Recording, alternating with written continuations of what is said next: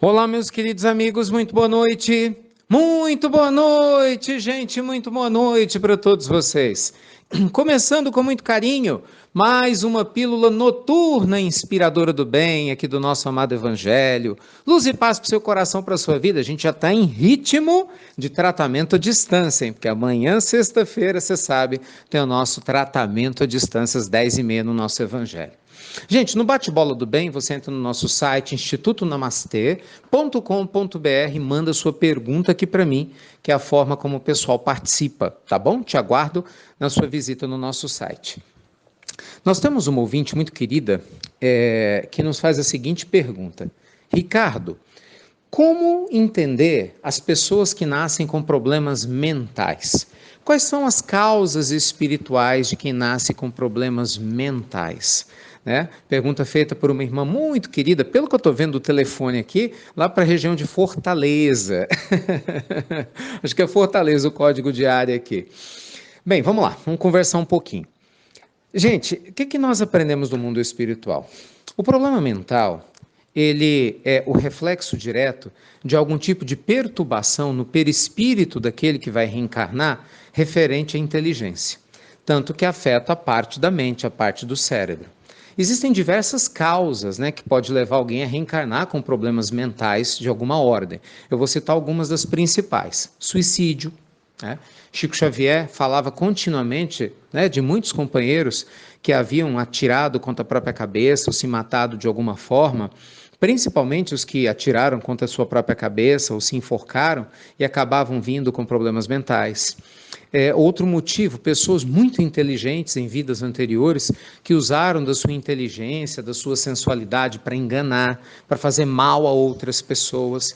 E aí, quando desencarnam, a culpa que sentem pelos erros cometidos às vezes é tão grande que esse registro fica. E aí é necessário vir à Terra e esse registro perturba a estruturação orgânica e faz com que o cérebro não funcione da maneira adequada, não é? Porque a mente está muito doente.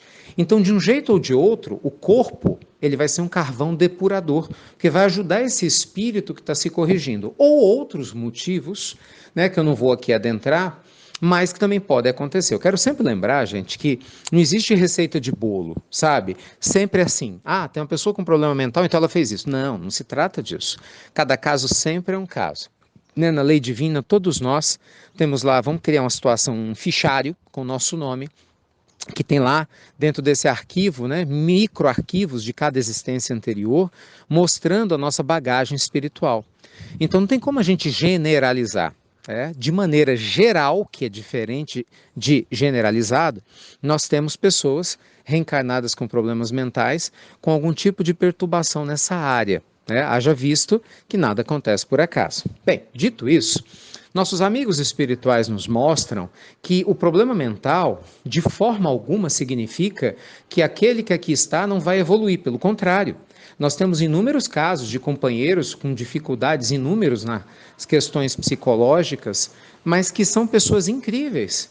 Não é? E tem evoluído muito. Muitos companheiros autistas que têm despertado cada vez mais para uma vida maior, companheiros que trazem algum tipo de síndrome que reflete na sua questão psicológica, tanto no caso da síndrome de Down, de tantas outras síndromes, né, que nós temos, mas que não impedem do espírito maravilhosamente se iluminar.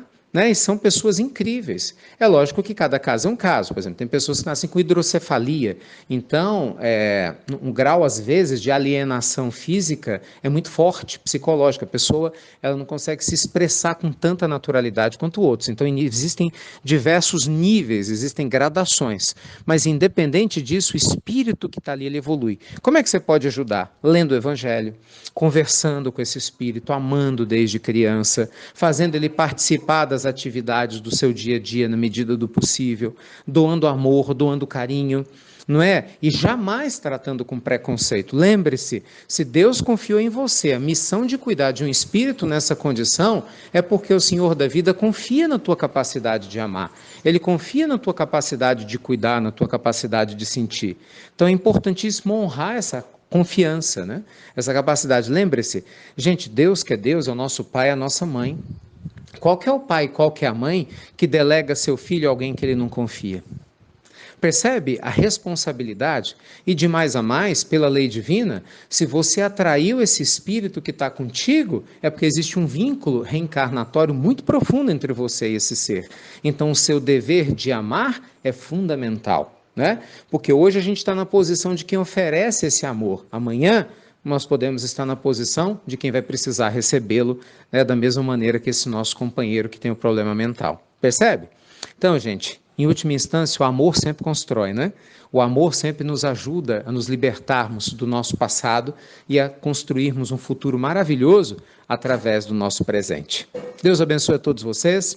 Reforço o nosso convite carinhoso ao Uninamastê Últimos Dias. Tenho muita esperança de ter você, #iluminado, junto com a gente. Beijo grande no teu coração. Amanhã te vejo no tratamento à distância. Luz e paz e até breve. Até muito, meus amigos. Muito breve.